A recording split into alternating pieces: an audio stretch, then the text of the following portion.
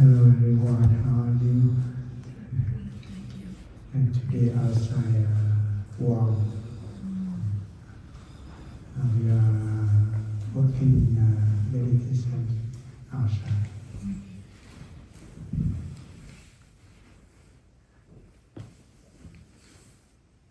Thì hôm nay là ngày 29 tháng 4 năm 2023.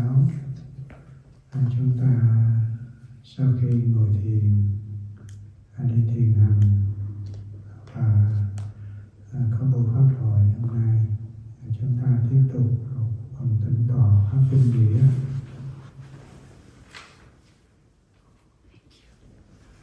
Thì hỏi cơ sở căn bản của pháp tĩnh tọa tôi đã nghe qua và đã hiểu. Nên là hỏi về phương pháp tọa thiền đã nghe qua và hiểu rồi. Xin hỏi thêm cái phương pháp tọa thiền, về phương pháp tọa thiền phải như thế nào?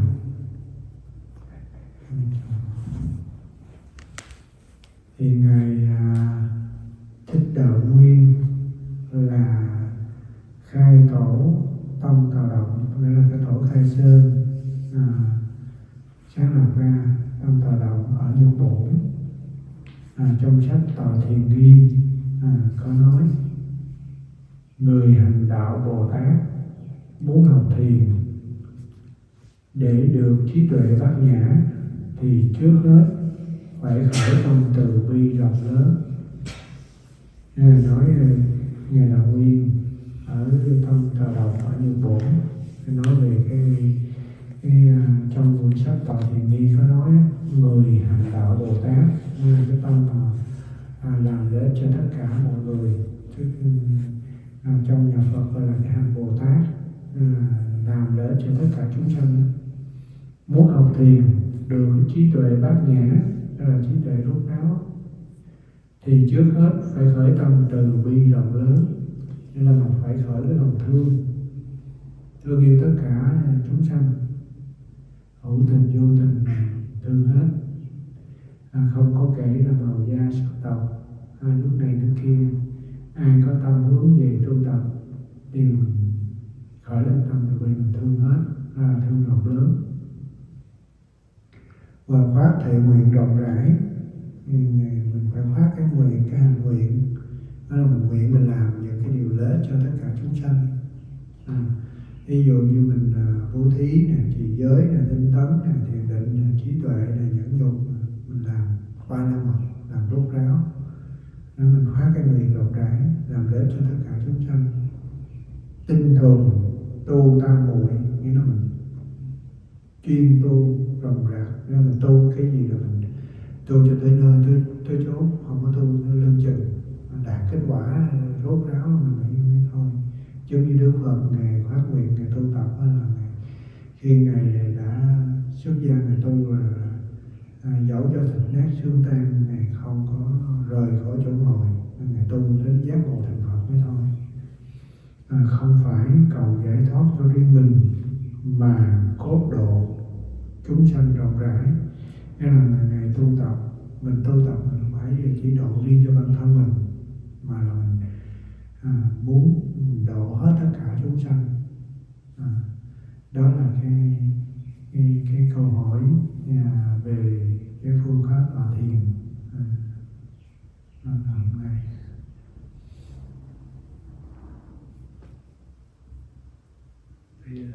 Khi về nói đây là Ngài Đạo Nguyên, Ngài nói về khi mà mình tu thiền á, thì cái phương pháp tọa thiền á, phải như thế nào? Khi mình tọa thiền phải cái tâm mình phải nó như vậy đó. Trước hết là mình phải cầu có trí tuệ bát nhã là trí tuệ chân thật đó, trí tuệ chân thật của mình đó. Và kế nữa là phải khởi lên cái lòng từ bi, lòng thương.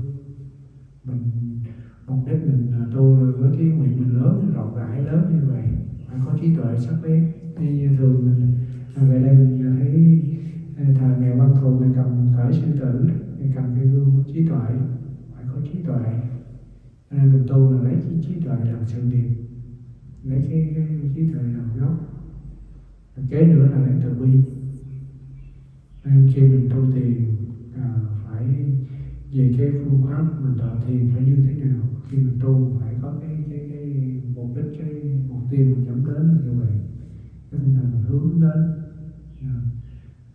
ngồi thiền phải được trí tuệ nè, và được từ bi. Nên là trí tuệ và từ bi đầy đủ, và mình phát nguyện rộng rãi nữa. Cho nên khi mình tu mình có cái nguyện, mình có cái nguyện rộng lớn như vậy, cho nên khi mình ngồi thì mình cảm thấy cái giờ ngồi thì nó rất là quan trọng, nó rất là cần thiết. Cho nên khi mình tu thấy nó, 1 giờ mình tu thấy an lạc, 1 giờ mình thấy trân quý cái giờ mình ngồi thiền.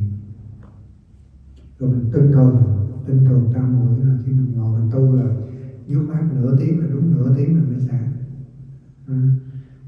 Khi mình tu là được an lạc, được giác ngộ, được giải thoát, cái đó là mục đích chính của mình. Cho nên tu phải tới nơi tới chốn, không có cầu giải thoát riêng cho bản thân của mình nữa.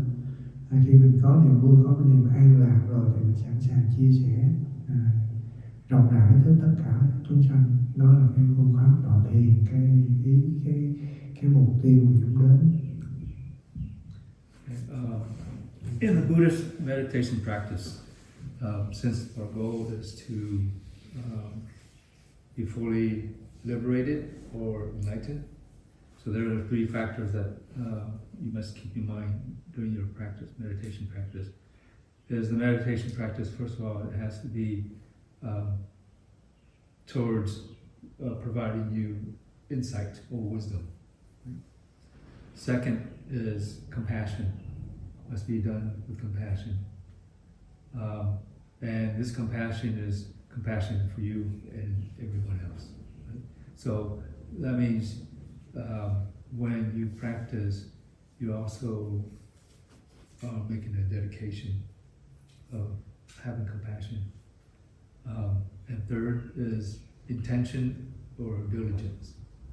So when you decide to practice, make sure you're diligent, not give up halfway, regardless of what's going on in the mind, right? When we're meditating, we're not trying to overcome anything. We're trying to observe within to see what's going on in our mind, what our attitudes are towards things. So we're not trying to, there is no goal to liberate. How we liberate ourselves is to let go of desire, any type of desire, even the desire for enlightenment. You may have an intention or a goal of enlightenment, but no desire, right? Because when there's desire, there's clinging or grasping, right? And that, the more clinging or grasping you have, then that's going to obstruct your ability to have a clear mind, right? And then when you have the grasping, usually what comes with grasping is you have already preconceived idea of what the end result is. So when you're fixated to some result, then you're attached. Your mind is occupied. Here we want to free the mind so that we can observe everything as is, as they appear. And whatever that appears that obstruct your ability to have a clear mind, you let go. Right? It's not to overcome what is presented to you, right? But letting go, because the Buddha nature is always there. We're just because of our egocentric mind and all the obstruction that we create ourselves, like greed, anger, delusion. Those are the obstruction that keeps us from realizing the Buddha nature or the liberation that's already there. So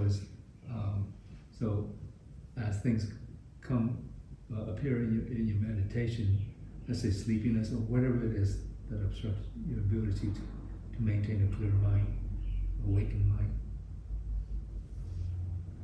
Just remember that all we need to do is to realize it, acknowledge it and realize it. Right? If you're sitting there, something comes up in your mind that brings anger, the point is not to suppress or get rid of the anger.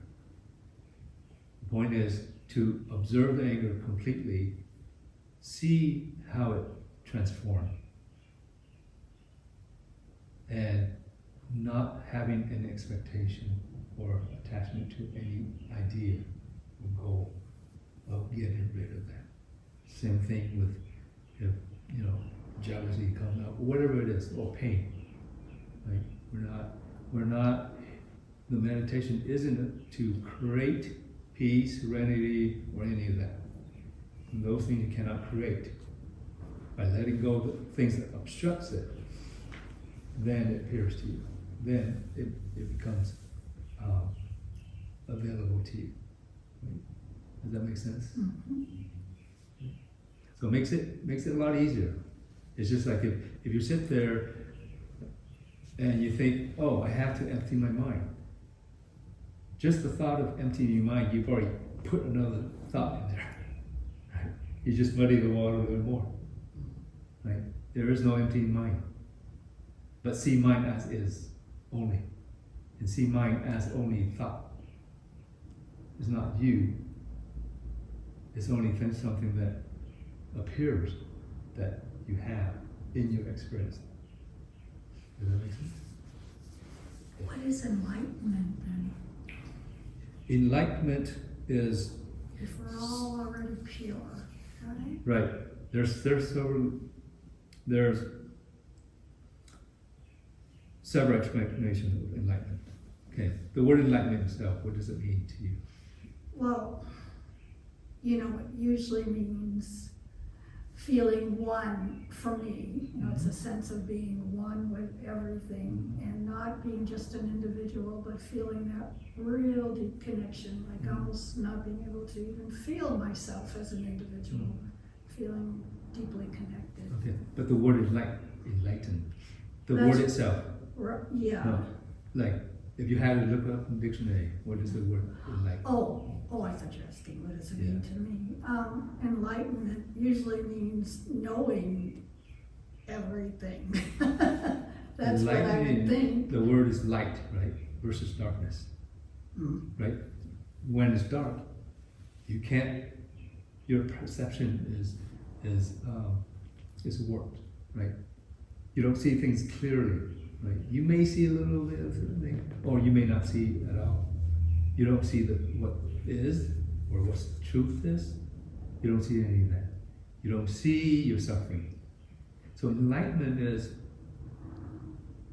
the ability to see correctly, right view, right? The Eightfold Path versus right view.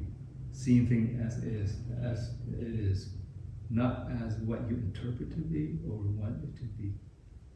So enlightenment is that in that essence, seeing things as is. For example, let's say permanence or impermanence. Enlightenment is to recognize impermanent when it's there. How about violence? What about violence? If you see violence, what is it if you're enlightened? Mm-hmm. What would you see? Would there be no judgment of No, that violence? see, wisdom, enlightenment, meaning you see things as is correctly, right? So violence is violent, right?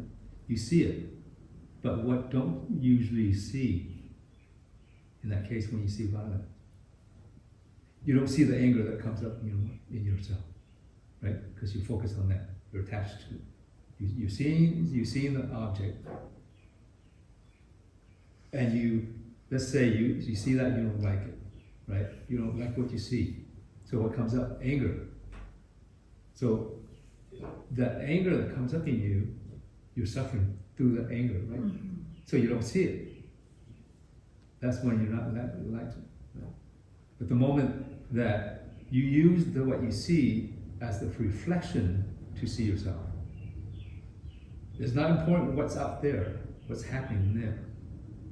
Remember, we're practicing for our mind, ourself.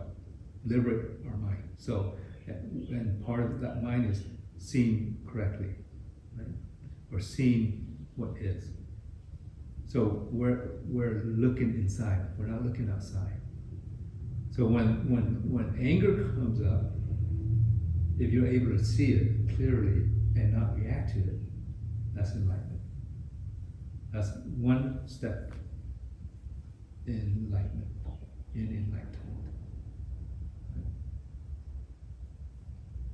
So are you accepting the violence? Well, you don't necessarily you don't accept violence, right? But you don't just judge it on its face, because you don't know what's happening or the reason for it, right?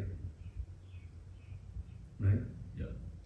But Just like, I'll give you an example. You're down the street, it's dark, and you see up the window, has the shade down, but you see two figures, right?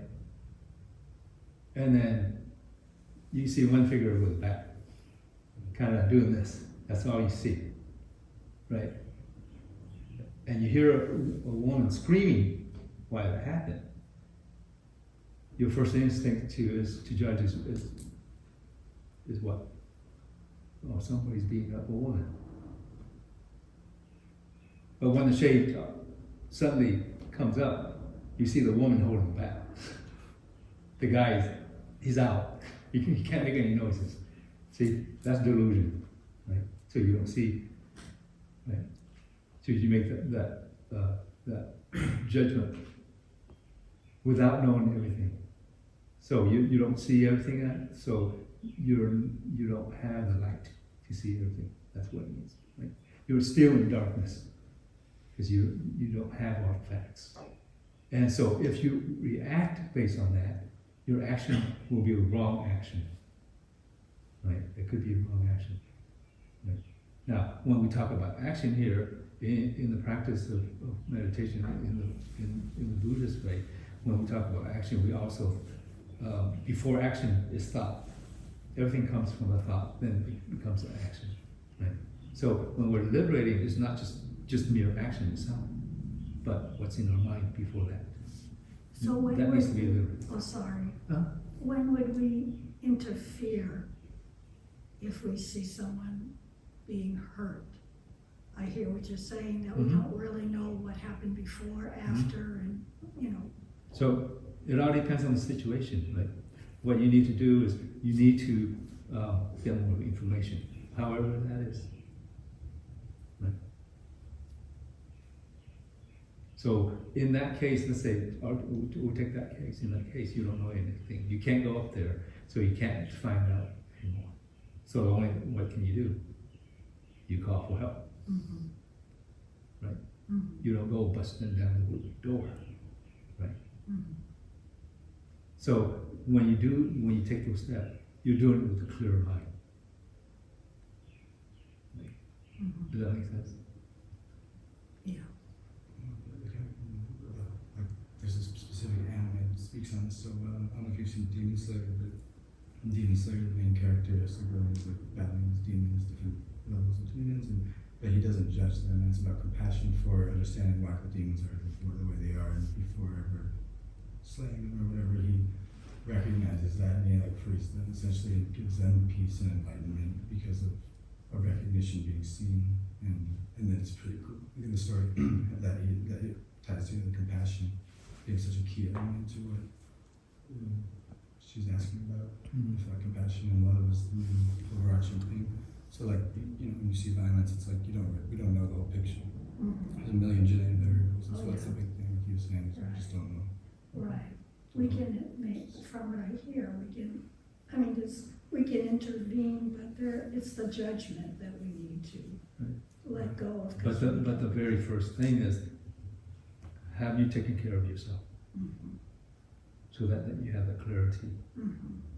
so that when you take an action, it isn't through violence Mhm. either. Right, The violence isn't coming from you, right, meaning no anger, right, but Right. only wisdom. right. Well, if there's no judgment, then whatever action you take Yeah. is No, a good intention is, it doesn't mean that you can't judge what's right and what's wrong. but Part of wisdom is be able to differentiate what's right and what's wrong. And how do we gauge that? That's tough. Okay, It's really tough. so you have two sides. What is best for the majority? What is safe and best for the majority and for yourself? Meaning, what action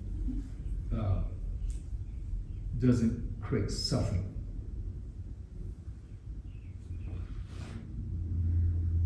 For you and for others. That's how you make that value.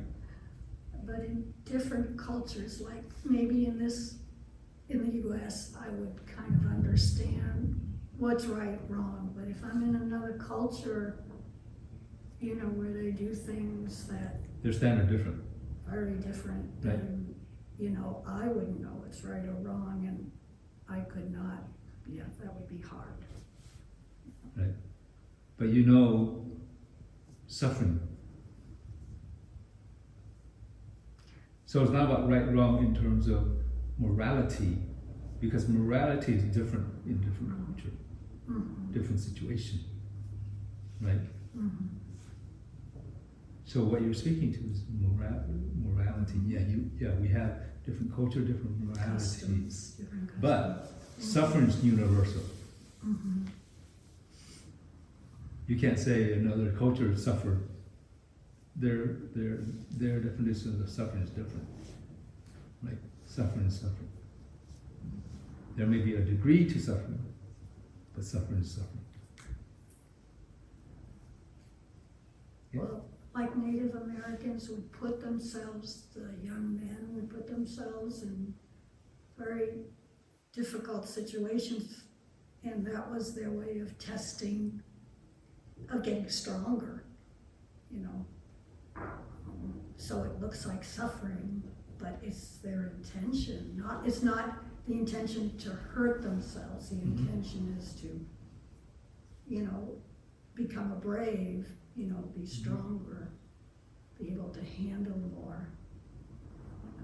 So it's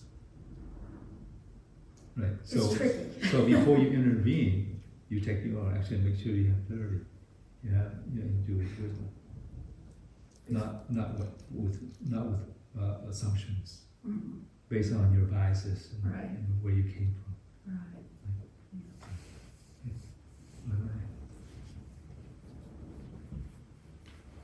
Có câu hỏi gì không? Any question? Any questions from you? No? Yeah. So good question. So in Buddhism, the Buddha is just a teacher, not a god, right? He's not a god. Okay, so I just don't understand why there's so many Buddhists that worship him as a god Okay. right now. I don't understand. Ok. Anh chàng đã hỏi đó là trong cái đạo Phật đó, ông Phật là cũng là người thôi, người giác ngộ. Vậy là tại sao thời này bây giờ thấy đi đâu cũng thấy tượng Phật mà người ta thờ cái tượng Phật. Thì Đức Phật Ngài mất rồi, nên bây giờ mình để hình tượng của đó, mình thấy cái tượng đó để mình nhớ tới Phật về giáo chủ của mình. Thứ nhất, cái thứ hai nữa là mình nhìn thấy Phật đó là mình nhớ tới ông Phật của mình để mình tu, nỗ lực mình tu tập, mình bỏ ác làm lành. Mình thấy Đức Phật này cũng là một con người, cũng sanh già bệnh, cũng chết, nhưng mà Ngài có cái tâm gọi là tâm Bồ Tát đó. Ngài phát nguyện, Ngài tu tập để Ngài được giác ngộ, Ngài thành Phật, giác ngộ giải thoát. Coi như tự Ngài cứu khổ cho mình, thoát khỏi cái sinh tử luân hồi, rồi Ngài giúp cho chúng sanh được thoát khổ, được an vui. Cho nên sau khi mà Ngài mất, Ngài nhập Niết Bàn rồi, thì đệ tử của Ngài làm cái tượng để cho đệ tử cũng như là chúng sanh sau này nhớ tới công hạnh của Ngài, để ta tu dâng theo lời dạy của Ngài, để ta bỏ ác làm lành, ta tu tâm dưỡng thánh, để ta thành được giống như Ngài, thành Phật giống như Ngài. So I'm going to expand a little more from what he said. First of all, there's a lot of people that call themselves Buddhists, right? Just because many reasons. Their parents were Buddhists, or so they were born into a Buddhist family. So they just take on the identity of I'm a Buddhist, or a Buddhist follower, Buddha, right? People that worship, like other religions, worship the statue of Buddha, are ignorant. So I'll just say straight up, they're ignorant. They don't know anything about Buddhism. Yeah. But what does that signify? That only signifies as a teacher. Because through his teaching we practice to free ourselves, right? So it's also, when you look at it, the purpose is to see the reflection in you. I mean, see is a reminder that there is Buddha nature in you, right? And most of the, all of the statue have a very serene face. So when you see something like, your mind calms, right? Just like you see a flower versus a tiger, right? You see a tiger, you're not going to be very calm. You see a flower or a butterfly, you're going to be calm. Similarly. So the statue is just a reminder. Reminder of the essence of the Buddha, right? Compassion, loving kindness, right? Wisdom. It also helps you to, what's going to go? Also, it's when we stand in front of Buddha, we prostrate 3 times, right? So what does that mean? The first one, we prostrate. We say in our mind, I'm coming back to your teaching. That means I remember your teaching. I'm going to take your teaching as a way to live my life. Right? So that's the Buddha. And then the second bow, we are thankful for the teaching itself. All the sutra, teaching, his teaching, the Eightfold Path, the Four Noble Truths, all this teaching. We're thankful to still have that, so that we can learn from that. Third vow is to honor the Sangha. Sangha are a community of practitioners. That means monks and non-monks. Anybody that follow the Buddhist path and practice it is called Sangha, or community. Right? When we practice with a community, we get support from the community. We get guidance from the community. So that's why we bow 3 times. The bow isn't a worship. Right? Now, people that don't understand Buddhism, or even people that claim that they're Buddhists but don't study or learn Buddhism, won't understand that. After 2,500 years, they kind of follow what other religions do. The statue become an idol. And they pray to it. They follow the Buddhist religion only as faith, pure faith. Like, oh, the Buddha's going to save me, the Buddha's going to help me. Right? That's the Buddhists that don't understand. You're saying some people practice that? Yeah, I would say like 90% of people practice that way. Buddhist or Yes, Buddhists. practice that way. Right. Well, if they're coming from another religion, they're used to thinking that it's outside of themselves and not inside themselves. Well, actually, my experience in practicing with a lot of different groups all over the United States, people from the Western world that comes to Buddhism, they have a little more understanding about Buddhism than a Buddhist that was born into a family of Buddhists, mostly Asians, right? Because they take it for granted. They grow up, they never understand Buddhism. They don't if they don't go and learn, right? So they just look at the Buddha as a god, quote unquote god, and they practice that way. But that's not the correct way. Yeah. Wait, so are you saying worshiping Buddha is not like practicing your faith towards him and like worshiping as a god, or you're just saying like maybe just something like for the mind, like What was it? okay. So what was the question? Like are you just saying like bowing to the Buddha or prostrating to the Buddha is not like showing your faith to him, like admiring him as a god? Right. No. There's two perspectives. Okay.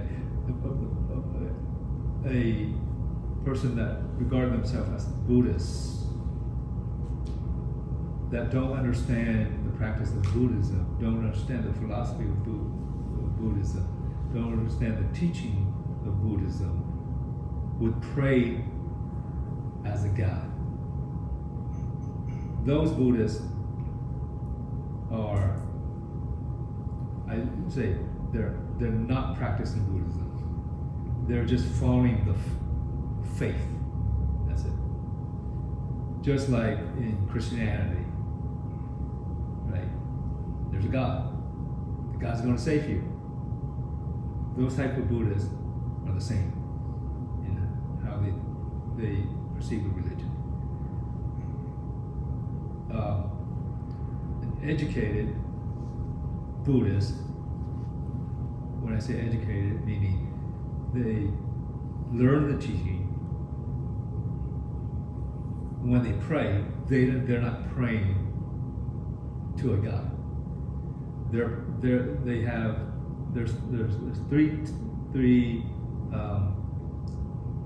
three reminders. Okay. First pray is okay. Why do we put our head to the floor? Because for human, this is the highest pinnacle, right, of a person, right? So when we put our head to the floor, we're putting our ego down.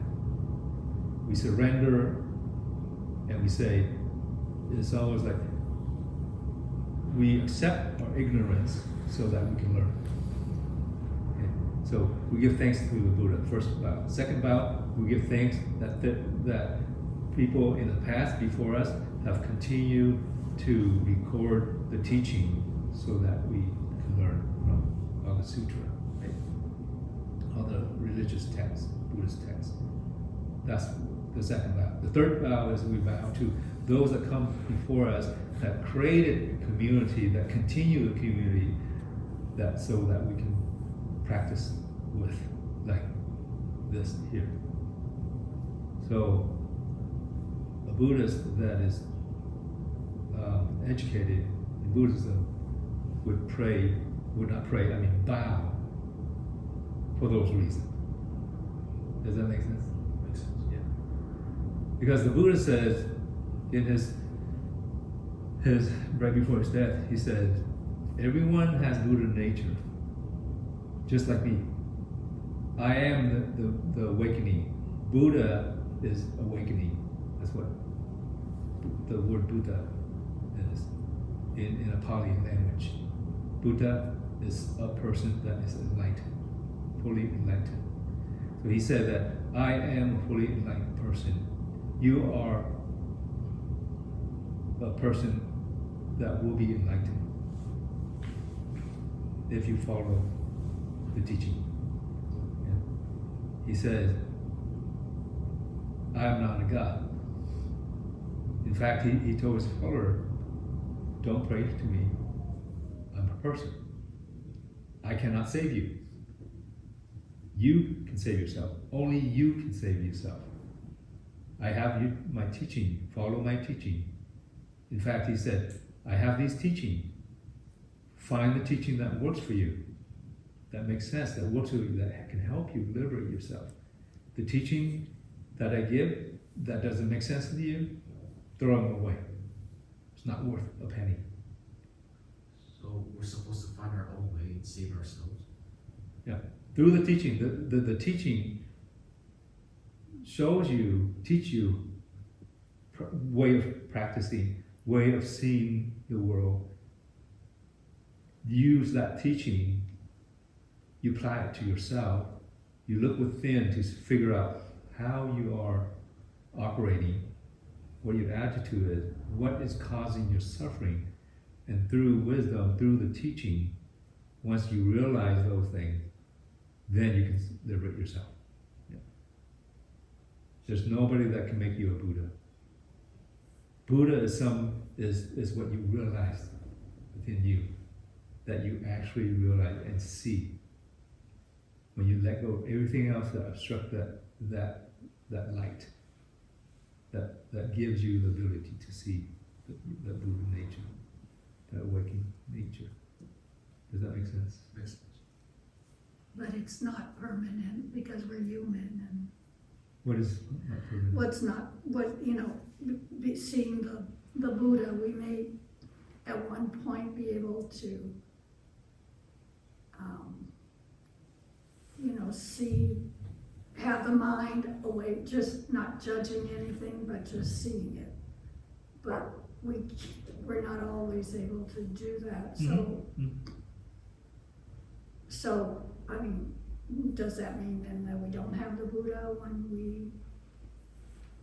we always have it no matter what, right? Yep. Even when if you want to say fail, even when we can't see objectively. Good. So let's talk about awakening, Buddha nature, awakening. Now, awakening, there's different level or state of awakening, right? The Buddha is a fully awake, enlightened or awakened being. That means he sees everything correctly. Right? He doesn't suffer. Right? Now, that doesn't mean he doesn't have pain. If he was alive and he has a body, he gets cut. He has pain, but he doesn't suffer from that. Right? So he doesn't suffer in the body. No. And he's gone through. He realized everything as is. What the truth is, right? The Four Noble Truth, the Four Path. He sees all that. Now, when we practice, we can be enlightened, but maybe not fully. The delusion that you have, the moment that you see through that delusion and see the truth, that's enlightenment. That's enlightenment. You had a delusion before, you were in the dark, now you see things as is. You see things correctly, that's enlightenment. Okay. So, if you see your suffering, and you're able to do whatever it is to let go of that suffering, that's enlightenment. That's the Buddha nature. You may not be fully. Right? So the next time you see your suffering, you see things incorrectly, and you're able to overcome it through your wisdom, through your insight, and you experience it not just through analytical thinking, you actually experience, embody it, then that's the enlightenment. Does that make sense? Give you hope? The more awareness we have, the Yeah. more we can not let things affect us in a negative way. In your situation, not being worried that someone's going to be hurt, but maybe first figuring out if help is needed. But it would be the worry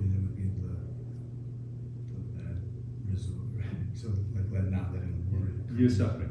When it comes to, yeah, that would be some of the suffering, yeah, that's the word I should use. Này, không còn gì. And thank you to for the sun and wishes everyone have a happy and peaceful sleep. Thì để chúng ta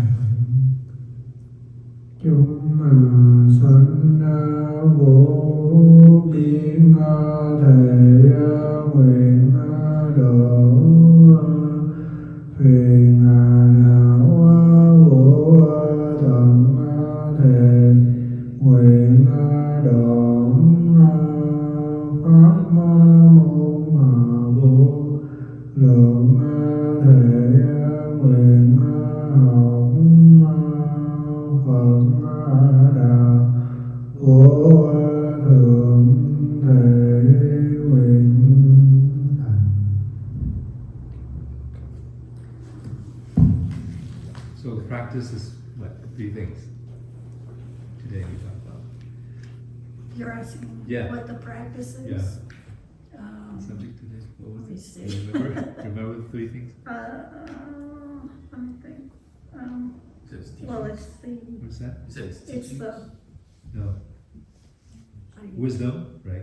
oh. well, Wisdom. yes, I don't. The other 2. Compassion, right? Practice with compassion. Practice true wisdom. And what was the third wisdom? No.